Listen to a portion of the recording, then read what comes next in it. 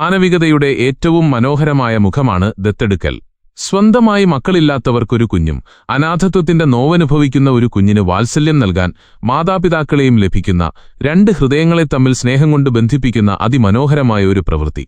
ലോകമെമ്പാടുമുള്ള മനുഷ്യർ മാനവികതയുടെ പേരിൽ കാലാകാലങ്ങളായി തുടർന്നുവരുന്ന ഈ നന്മ പക്ഷേ 7-ാം നൂറ്റാണ്ടിലെ അറേബ്യയിൽ വെച്ച് പെട്ടെന്നൊരു നാൾ നിരോധിക്കപ്പെട്ടു എന്ന് കേട്ടാൽ നിങ്ങൾ വിശ്വസിക്കുമോ? അതെ, ഇസ്ലാമിൽ അഡോപ്ഷൻ അഥവാ ദത്തെടുക്കൽ കർശനമായി നിരോധിക്കപ്പെട്ടിട്ടുള്ള കാര്യമാണ്. ചരിത്രത്തിലേക്ക് നോക്കിയാൽ ഇസ്ലാമിനു മുൻപ് തന്നെ അറേബ്യയിൽ നിലവിലുണ്ടായിരുന്ന പല നല്ല ആചാരങ്ങളും മുഹമ്മദ് നബി തന്റെ പുതിയ മതത്തിലേക്കും സ്വീകരിച്ചിട്ടുണ്ട്. ഹജ്ജ്, സക്കാത്ത്, അടിമകളെ മോചിപ്പിക്കൽ തുടങ്ങിയവയെല്ലാം അതിൽ ചിലത് മാത്രം. എന്നാൽ അനാഥരായ കുഞ്ഞുങ്ങളെ സ്വന്തം മക്കളായി പ്രഖ്യാപിച്ച് അവർക്ക് കുടുംബപ്പേരും അനന്തരാവകാശവും നൽകി പോറ്റി വളർത്തിയിരുന്ന വളരെ മഹത്തായ ആ സമ്പ്രദായം മാത്രം അദ്ദേഹം എന്തിനാണ് ഇല്ലാതാക്കിയത്? സ്വന്തം മകനായി വർഷങ്ങളോളം വളർത്തിയ ഒരു കുട്ടിയുടെ പേരിന്റെ കൂടെയുള്ള സ്വന്തം മേൽവിലാസം വെട്ടിമാറ്റാൻ തക്കവണ്ണം അവിടെ അന്ന് എന്താണ് സംഭവിച്ചത്? ഈ നിരോധനത്തിന് പിന്നിലെ യഥാർത്ഥ കാരണങ്ങളും ചരിത്രപരമായ സാഹചര്യങ്ങളും നാം പരിശോധിക്കുമ്പോൾ ഒരൽപ്പം ഞെട്ടലോടെ മാത്രമേ നമുക്ക് കേട്ടിരിക്കാൻ കഴിയൂ. എല്ലാവർക്കും പുതിയൊരു വീഡിയോയിലേക്ക് സ്വാഗതം. ഇന്ന് നാം ചരിത്രത്തിന്റെ ഏടുകൾ മറിക്കുന്നത് ആരുമധികം ചർച്ച ചെയ്യാത്ത എന്നാൽ വളരെ പ്രാധാന്യമർഹിക്കുന്ന ഒരു വിഷയത്തിലേക്കാണ്. ഈ കഥ തുടങ്ങുന്നത് ഇസ്ലാമിന്റെ ഉദയത്തിനും വളരെ മുൻപുള്ള മക്കയിലാണ്. കൽബ് ഗോത്രക്കാരനായ സയ്യീദ് എന്നൊരു ചെറിയ കുട്ടി ഒരു യുദ്ധത്തിൽ ശത്രുക്കളുടെ പിടിയിലകപ്പെട്ട് തന്റെ കുടുംബത്തിൽ നിന്നും അവൻ വേർപിരിക്കപ്പെട്ടു.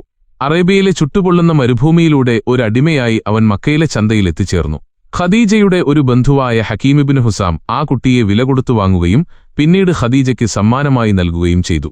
കാലങ്ങൾ കടന്നുപോയി. ഖദീജയും മുഹമ്മദും തമ്മിലുള്ള വിവാഹം കഴിഞ്ഞ സമയത്ത് ഈ സയ്യീദ് എന്ന കുട്ടിയെ ഖദീജ മുഹമ്മദിന് സമ്മാനിച്ചു. വളരെ വേഗം ആ കുട്ടിയും മുഹമ്മദും തമ്മിൽ വലിയൊരു ആത്മബന്ധം ഉടലെടുത്തു. ഇതിനിടയിൽ സയ്യീദിനെ അന്വേഷിച്ച് അവന്റെ യഥാർത്ഥ പിതാവും പിതൃവ്യനും മക്കയിലെത്തി. തങ്ങളുടെ കുട്ടിയെ വിട്ടുതരണമെന്ന് അവർ മുഹമ്മദിനോട് അപേക്ഷിച്ചു. സയ്യീദിന് വേണമെങ്കിൽ സ്വന്തം മാതാപിതാക്കളുടെ അടുത്തേക്ക് പോകാമെന്ന് മുഹമ്മദ് സമ്മതിച്ചു. എന്നാൽ ചരിത്രത്തെപ്പോലും അത്ഭുതപ്പെടുത്തിക്കൊണ്ട് സയ്യീദ് പറഞ്ഞത് തനിക്ക് സ്വന്തം പിതാവിനോടൊപ്പം പോകുന്നതിനേക്കാൾ ഇഷ്ടം മുഹമ്മദിനൊപ്പം നിൽക്കാനാണ് എന്നായിരുന്നു. ആ കുട്ടിയുടെ സ്നേഹം കണ്ട മുഹമ്മദ് സയ്യീദിനെ അടിമത്വത്തിൽ നിന്നും സ്വതന്ത്രനാക്കുകയും കഅബയുടെ ചാരത്ത് കൊണ്ടുപോയി അവനെ തന്റെ സ്വന്തം മകനായി പ്രഖ്യാപിക്കുകയും ചെയ്തു. അന്നുമുതൽ ആ കുട്ടി സയ്യീദ് ബിൻ മുഹമ്മദ് അഥവാ മുഹമ്മദിന്റെ മകൻ സയ്യീദ് എന്ന് അറേബ്യയിലാകെ അറിയപ്പെടാൻ തുടങ്ങി. തന്റെ മരണശേഷം തന്റെ സ്വത്തുക്കളിൽ അവന് അവകാശമുണ്ടായിരിക്കുമെന്നും മുഹമ്മദ് പ്രഖ്യാപിച്ചു. വളരെ മനോഹരമായൊരച്ഛൻ മകൻ ബന്ധം അവിടെ തളർക്കുകയായിരുന്നു. എന്നാൽ വർഷങ്ങൾക്ക് ശേഷം മുഹമ്മദ് താനൊരു പ്രവാചകനാണെന്ന് പ്രഖ്യാപിക്കുകയും ഇസ്ലാം മദീനയിൽ വേരുറപ്പിക്കുകയും ചെയ്ത കാലഘട്ടത്തിൽ ഈ കഥയിൽ വലിയൊരു വഴിത്തിരിവുണ്ടായി. അപ്പോഴാണ് ഖുർആനിലെ 33-ാം അധ്യായമായ സൂറത്ത് അഹ്സാബിലെ 4-ാമത്തെ വചനം അവതരിക്കുന്നത്. ദത്തെടുക്കൽ എന്ന സമ്പ്രദായത്തെ വേരോടെ പിഴുതെറിയുന്നതായിരുന്നു ആ വചനം. ആ വചനത്തിന്റെ ആശയം ഇങ്ങനെയായിരുന്നു: അല്ലാഹു ഒരു മനുഷ്യന്റെയും ഉള്ളിൽ രണ്ട് ഹൃദയങ്ങളെ ഉണ്ടാക്കിയിട്ടില്ല. നിങ്ങളുടെ ദത്തുപുത്രന്മാരെ അവൻ നിങ്ങളുടെ യഥാർത്ഥ പുത്രന്മാരാക്കിയിട്ടുമില്ല. അതൊക്കെ നിങ്ങളുടെ വായ കൊണ്ടുള്ള വെറും വാക്കുകൾ മാത്രമാണ്. അവരെ അവരുടെ സ്വന്തം പിതാക്കളിലേക്ക് ചേർത്ത് വിളിക്കുക, അതാണ് അല്ലാഹുവിങ്കൽ ഏറ്റവും നീതിയായിട്ടുള്ളത്. ഈ ആയത്ത് എന്തിനാണ് ഇറങ്ങിയത് എന്ന് കൃത്യമായി മനസ്സിലാക്കണമെങ്കിൽ അന്ന് അവിടെ നടന്ന സംഭവവികാസങ്ങൾ നമ്മൾ അറിയണം. രണ്ട് ഹൃദയങ്ങളെപ്പറ്റി അല്ലാഹു പറയാൻ ഒരു പ്രത്യേക കാരണമുണ്ട്. അറേബ്യയിൽ അന്ന് ജാമിൽ ഇബ്നു മഅമർ എന്നൊരു വ്യക്തിയുണ്ടായിരുന്നു. വളരെ ബുദ്ധിമാനും എന്തും പെട്ടെന്ന് ഓർത്തെടുക്കാൻ കഴിവുള്ളവനുമായിരുന്നു അയാൾ. അസാമാന്യ ബുദ്ധിയുള്ളതുകൊണ്ട് അയാൾക്ക് ശരീരത്തിൽ രണ്ട് ഹൃദയങ്ങളുണ്ടെന്നായിരുന്നു അവിടുത്തെ ജനങ്ങളുടെ വിശ്വാസം. ചിന്തകളുടെയും വികാരങ്ങളുടെയും കേന്ദ്രം ഹൃദയമാണ് എന്നായിരുന്നല്ലോ അന്നത്തെ ധാരണ.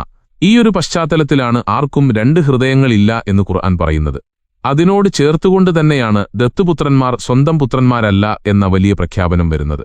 ഇത്രയും കാലം സയ്യീദ് ബിൻ മുഹമ്മദ് എന്ന് വിളിക്കപ്പെട്ടിരുന്ന വ്യക്തിയോട് നീ ഇനി മുതൽ മുഹമ്മദിന്റെ മകനല്ല, നിന്റെ യഥാർത്ഥ പിതാവായ ഹാരിസയുടെ മകനായ സയ്യീദ് ബിൻ ഹാരിസ ആണെന്ന് തിരുത്താൻ ഈ വചനം കാരണമായി. ജനങ്ങൾ അവനെ സയ്യീദ് ബിൻ ഹാരിസ എന്ന് വിളിക്കാൻ തുടങ്ങി. അനാഥകളെ സംരക്ഷിക്കുന്നതിൽ യാതൊരു തെറ്റുമില്ല, പക്ഷേ അവരെ സ്വന്തം മക്കളായി പ്രഖ്യാപിക്കാൻ പാടില്ല എന്ന പുതിയ നിയമം അവിടെ രൂപപ്പെട്ടു. എന്തുകൊണ്ടാണ് പെട്ടെന്ന് ദത്തെടുക്കൽ നിരോധിച്ചുകൊണ്ട് ഇങ്ങനെ ഒരു ആയത്ത് അവതരിച്ചത്? അതിന് പിന്നിലെ ചരിത്രപരമായ കാരണം പരിശോധിക്കുമ്പോഴാണ് കാര്യങ്ങളുടെ യഥാർത്ഥ ചിത്രം വ്യക്തമാകുന്നത്. അത് സയ്യിദിന്റെ വിവാഹവുമായി ബന്ധപ്പെട്ടതാണ്. സയ്യിദ് ബിൻ ഹാരിസയെ മുഹമ്മദ് തന്നെ മുൻകൈയെടുത്ത് തന്റെ അമ്മായിയുടെ മകളായ സൈനബ് ബിന്ത് ജഹ്ഷ് എന്ന സുന്ദരിയായ യുവതിയെക്കൊണ്ട് വിവാഹം കഴിപ്പിച്ചു. എന്നാൽ ആ ദാമ്പത്യം അധികകാലം സുഖകരമായി മുന്നോട്ടു പോയില്ല. അവർക്കിടയിൽ നിരന്തരം പ്രശ്നങ്ങളുണ്ടായി. സയ്യിദ് വിവാഹമോചനം നേടാൻ ആഗ്രഹിച്ചു. ആ സമയത്ത് സയ്യിദ് വിവാഹമോചനം നേടിയാൽ സൈനബിനെ താൻ വിവാഹം കഴിക്കുമെന്ന് മുഹമ്മദ് മനസ്സിൽ ആഗ്രഹിച്ചിരുന്നുവെന്ന് ചരിത്രഗ്രന്ഥങ്ങളും തഫ്സീറുകളും വ്യക്തമാക്കുന്നുണ്ട്. അങ്ങനെ സയ്യിദ് സൈനബിനെ മൊഴിച്ചൊല്ലി വിവാഹമോചനം നേടി. അധികം വൈകാതെ തന്നെ മുഹമ്മദ് സൈനബിനെ വിവാഹം കഴിക്കുകയും ചെയ്തു. ഇത് അന്നത്തെ സമൂഹത്തിൽ വലിയ കോളിളക്കമാണ് സൃഷ്ടിച്ചത്. ചിന്തിച്ചു നോക്കൂ, സ്വന്തം മകനെപ്പോലെ വളർത്തിയ നാടൊട്ടുക്ക് മകനാണെന്ന് പ്രഖ്യാപിച്ച ഒരാളുടെ ഭാര്യയെ, അതായത് സ്വന്തം മരുമകളെ ഒരാൾ വിവാഹം കഴിക്കുക. ഇന്നത്തെ കാലത്താണെങ്കിലും ഏതൊരു സാധാരണ മനുഷ്യനും അതൊരു വലിയ ധാർമ്മിക പ്രശ്നമായിട്ടേ തോന്നൂ. മകന്റെ ഭാര്യ എന്ന് പറയുന്നത് മകളെപ്പോലെ തന്നെയാണ് എന്ന് വിശ്വസിക്കുന്നവരാണ് നാം. അന്ന് അറേബ്യയിലും അങ്ങനെ തന്നെയായിരുന്നു. പോറ്റുമക്കളുടെ ഭാര്യമാരെ പിതാക്കന്മാർ വിവാഹം ചെയ്യുന്നത് വിലക്കുന്ന ഒരു നിയമം അവിടെ നിലവിലുണ്ടായിരുന്നു. അപ്പോൾ സ്വാഭാവികമായും മുഹമ്മദിന്റെ ഈ പ്രവൃത്തി ജൂതന്മാർക്കിടയിലും ഇസ്ലാം അത്ര കണ്ട് വിശ്വസിക്കാത്ത കപടവിശ്വാസികളെന്ന് ചരിത്രം വിളിക്കുന്നവർക്കിടയിലും വലിയ സംസാര വിഷയമായി.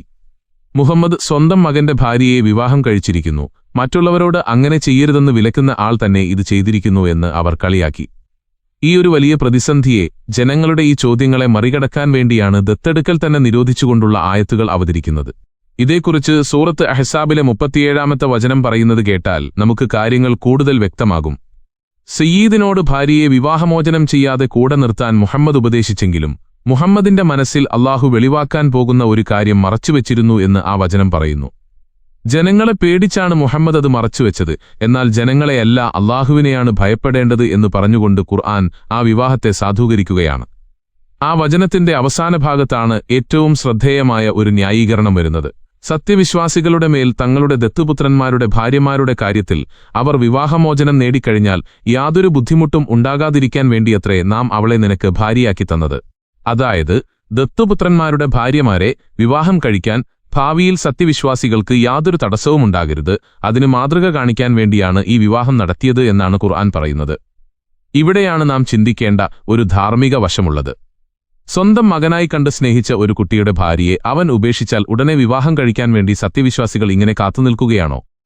അങ്ങനെയൊരു ബുദ്ധിമുട്ട് ഒഴിവാക്കാൻ വേണ്ടിയാണോ കാലാകാലങ്ങളായി നിലനിന്നിരുന്ന അനാഥർക്ക് അത്താണിയായിരുന്ന ദത്തെടുക്കൽ എന്ന ഒരു വലിയ നന്മയെ ഇസ്ലാം നിരോധിച്ചത്?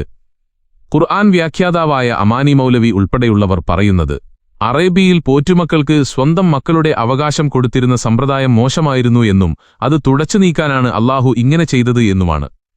സ്വന്തം മകനാണെന്ന് വാമൊഴിയായി പോലും പറയാൻ പാടില്ലത്രേ. എപ്പോഴും നീയൊരു പോറ്റുമകൻ മാത്രമാണ് എന്ന് അവരെ ഓർമ്മിപ്പിച്ചുകൊണ്ടിരിക്കണം. ഇതിലൂടെ ഒരു കുഞ്ഞിന് നഷ്ടമാകുന്നത് സ്വന്തം എന്ന് പറയാൻ കഴിയുന്ന ഒരു മേൽവിലാസവും മാതാപിതാക്കളുടെ പൂർണ്ണമായ വാത്സല്യവുമാണ്. ഇതൊക്കെ കേൾക്കുമ്പോൾ തനിക്ക് സൈനബിനെ വിവാഹം കഴിക്കാൻ വേണ്ടി ജനങ്ങളുടെ മുന്നിൽ ഒരു ന്യായീകരണമുണ്ടാക്കാൻ മുഹമ്മദ് തന്നെ അവതരിപ്പിച്ചതാണ് ഈ ഇസ്ലാമിക നിയമം എന്ന് ആരെങ്കിലും ചിന്തിച്ചുപോയാൽ അവരെ കുറ്റം പറയാൻ കഴിയുമോ? കാരണം അത്രത്തോളം വ്യക്തമാണ് കാര്യങ്ങളുടെ കിടപ്പ്. ഇനി സൈനബുമായുള്ള വിവാഹത്തിനു ശേഷം നടന്ന മറ്റൊരു രസകരമായ സംഭവം കൂടി ഖുർആൻ പറയുന്നുണ്ട്. സൂറത്ത് അഹ്സാബിലെ 53-ാമത്തെ വചനം. വിവാഹം കഴിഞ്ഞ് മുഹമ്മദ് തന്റെ വീട്ടിൽ ഒരു വലിയ സൽക്കാരം നടത്തി.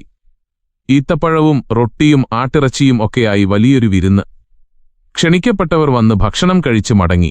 എന്നാൽ ഒരു 3 പേർ മാത്രം ഭക്ഷണം കഴിഞ്ഞിട്ടും പോകാതെ അവിടെ ഇരുന്ന് വർത്തമാനം പറഞ്ഞ് സമയം കളഞ്ഞു.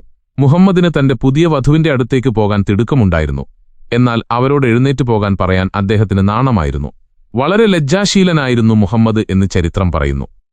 അങ്ങനെയിരിക്കെയാണ് പുതിയൊരു വചനം ഇറങ്ങുന്നത്. വിശ്വസിച്ചവരോടായി ഖുർആൻ പറയുന്നു, നിങ്ങൾക്ക് അനുവാദം കിട്ടിയാൽ അല്ലാതെ നിങ്ങൾ നബിയുടെ വീട്ടിൽ പ്രവേശിക്കരുത്. ഭക്ഷണം കഴിച്ചാൽ ഉടനെ പിരിഞ്ഞു പോവുക. വെറുതെ വർത്തമാനം പറഞ്ഞ് അവിടെ ഇരിക്കരുത്. അതൊക്കെ നബിയെ ശല്യപ്പെടുത്തുന്നതാണ്. അത് തുറന്നു പറയാൻ അദ്ദേഹത്തിന് നാണമാണ്, എന്നാൽ അല്ലാഹുവിന് സത്യം പറയാൻ നാണമില്ല.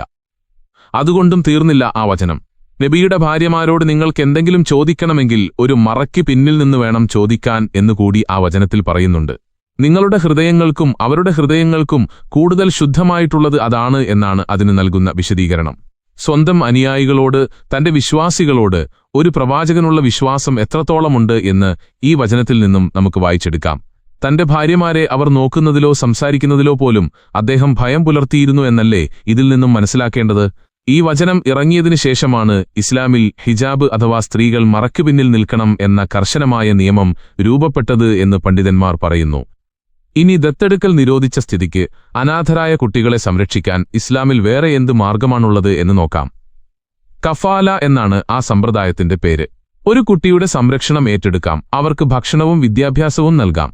പക്ഷെ ഒരിക്കലും സ്വന്തം പേര് കുട്ടിയുടെ പേരിനൊപ്പം ചേർക്കാൻ പാടില്ല. അവർ യഥാർത്ഥത്തിൽ ആരുടെ മക്കളാണോ ആ പേര് തന്നെ നിലനിർത്തണം. മാത്രമല്ല, സ്വന്തം മക്കൾക്ക് ലഭിക്കുന്നതുപോലെ സ്വാഭാവികമായ അനന്തരാവകാശം ഈ പോറ്റുമക്കൾക്ക് ലഭിക്കുകയുമില്ല. അവർക്ക് എന്തെങ്കിലും നൽകണമെങ്കിൽ ജീവിച്ചിരിക്കുമ്പോൾ തന്നെ സമ്മാനമായി നൽകുകയോ അല്ലെങ്കിൽ സ്വത്തിന്റെ 1/3 വരെ വസിയത്തായി എഴുതിവെക്കുകയോ ചെയ്യാം. മറ്റൊരു രീതി കൂടെയുണ്ട്, മുലകുടി ബന്ധം അഥവാ മിൽക്ക് കിൻഷിപ്പ്.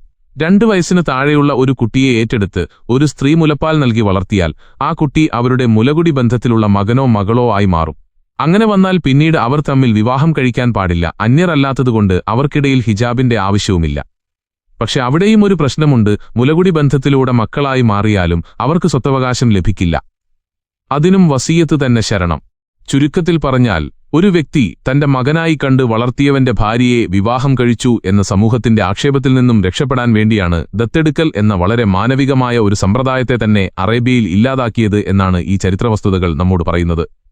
ഒരു കുഞ്ഞിന് പൂർണ്ണമായും അവകാശങ്ങളോടുകൂടി മാതാപിതാക്കളെ ലഭിക്കുന്ന, മാതാപിതാക്കൾക്ക് സ്വന്തം ചോരയെപ്പോലെ ഒരു കുഞ്ഞിനെ ലഭിക്കുന്ന ആ വലിയ സന്തോഷമാണില്ലാതായത്. പകരം വന്ന കഫാല സംവിധാനമാകട്ടെ എപ്പോഴും നീ എന്റെ സ്വന്തം മകനല്ല, മകളല്ല എന്ന് ഓർമ്മിപ്പിച്ചുകൊണ്ടേയിരിക്കുന്ന ഒന്നായി മാറുകയും ചെയ്തു. ചരിത്രത്തിലെ ഇത്തരം സംഭവങ്ങളെ നാം എങ്ങനെ നോക്കിക്കാണണം? കേവലം വാമൊഴികൾക്കും വിശ്വാസങ്ങൾക്കുമപ്പുറം മനുഷ്യത്വത്തിന്റെയും ധാർമ്മികതയുടെയും ഉരകല്ലിൽ ഉരച്ചു നോക്കുമ്പോൾ നിങ്ങൾക്കെന്തു തോന്നുന്നു? അനാഥർക്ക് അത്താണിയാകേണ്ട ഒരു മതം കേവലം ഒരു വ്യക്തിയുടെ വൈവാഹിക താൽപ്പര്യങ്ങൾക്കു വേണ്ടി മനുഷ്യത്വപരമായ ഒരു സമ്പ്രദായം നിർത്തലാക്കിയതിനെ എങ്ങനെ ന്യായീകരിക്കാൻ കഴിയും? ഇതിനെക്കുറിച്ച് നിങ്ങളുടെ അഭിപ്രായങ്ങൾ എന്താണ്? കൂടുതൽ ചിന്തിപ്പിക്കുന്ന മറ്റൊരു വിഷയവുമായി നമുക്ക് വീണ്ടും കാണാം.